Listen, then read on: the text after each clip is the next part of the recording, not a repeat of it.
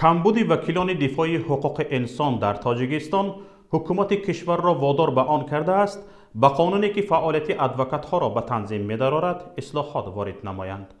تا شرایط بیشتر برای جلب وکیلان دفاع به میان آید. در تاجیکستان که بیش از 9 میلیون نفر اهالی زندگی می‌کنند، همگی 850 نفر وکیل مدافع حقوقی موجود است که برای هر 11,000 نفر اهالی یک وکیل دفاع راست می‌آید. این شرایط موجب شده است که در برخی از ناحیه‌های تاجیکستان حتی یک وکیل دفاعی حقوقی هم باقی نماند و نزدیکان افراد بازداشت شده مجبور می‌شوند از منطقه‌های دیگری این کشور برای دفاع از حقوق فرزندان و پیوندانشان وکیل بگیرند. در سال 2014 مقامات تاجیکستان با اصلاح قانون فعالیت وکیلان مدافع در کشور اجازتنامه فعالیت بیش از 3000 وکیل مدافع حقوقی را لغو کردند که امروز نتیجه ناگوار این اقدام احساس می شود. کارافتادگان میگویند اکثر افرادی که اجازتنامه فعالیتشان به عنوان وکیل مدافع حقوقی لغو شد از منتقدان حکومت تاجیکستان بودند. با این تصمیم حکومت میخواست از حقوقدانهای آزاداندیش خلاص شود. این بود که آنها از سنجش حکومت گذشته اجازتنامه فعالیت گرفتند که در اکثر حال در مرافعه های سودی نه وظیفه ادوکات بلکه رول وظیفه یاردمچی عیبدار کننده دولتی را میبازیدند. امی اینستیتوتی ادوکاتورا در دوره شوروی هم نه اونقدر یک رولی کلان رو میبازید. البته در مسئله های در کارهای یعنی که گشتنی کارهایی که نه اونقدر سیاسی اند و غیره اونها تا یک درجه مستقل بودند و همین قانون اول قانونی کانستیتوسیونی بود و همین خیال شد که با قانونی مثلا پروکتور قانونی کانستیتوسیونی سودی اولی قانونی کانستیتوسیونی و این را یک قانونی عادی کردند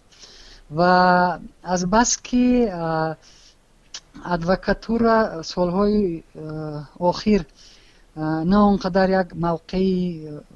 مهم داشت چون که وقتی که ادوکات ها رو حبس کردن، وقتی که ادوکات ها بعضی هاشون برآمده رفتن و غیره و غیره، با همین ممکن حکومت میخواست که همون یک رولی به حد خورده که داشت از همون هم محروم کنن اونها رو، چون که اساسا ببینید که خودی مثلا دولت به حمایت ضرور نیست چون که وای ارمیه دارد، ساختارهای قدرتی دارد و غیره و غیره. همین یگانه اینستیتوتی که انسان را حمایت میکند همین ادوکاتور است و همین هم خواستن که با دولت مطابق کنن، یعنی که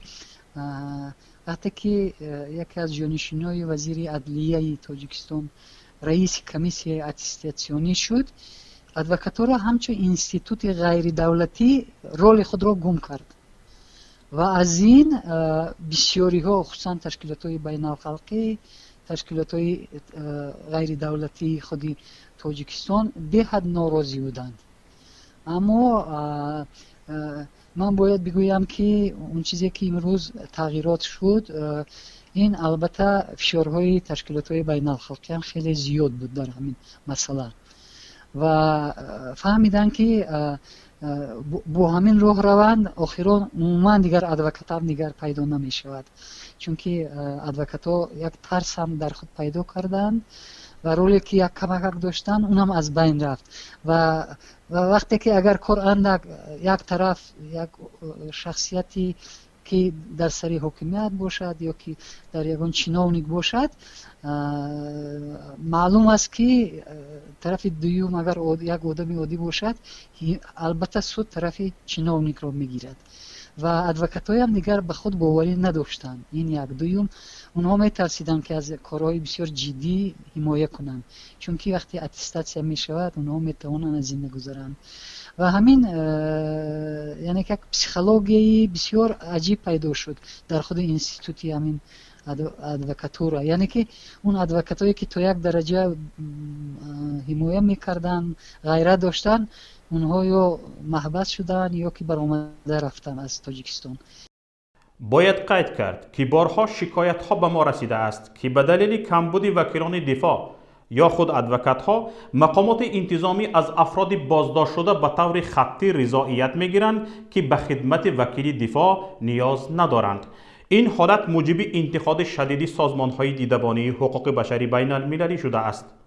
اکنون انتظار می رود با اصلاح قانون وکیلان مدافع حقوقی در تاجیکستان زمینه بازگشت دوباره تعداد زیادی از این افراد به خدمت وکالت فراهم شود.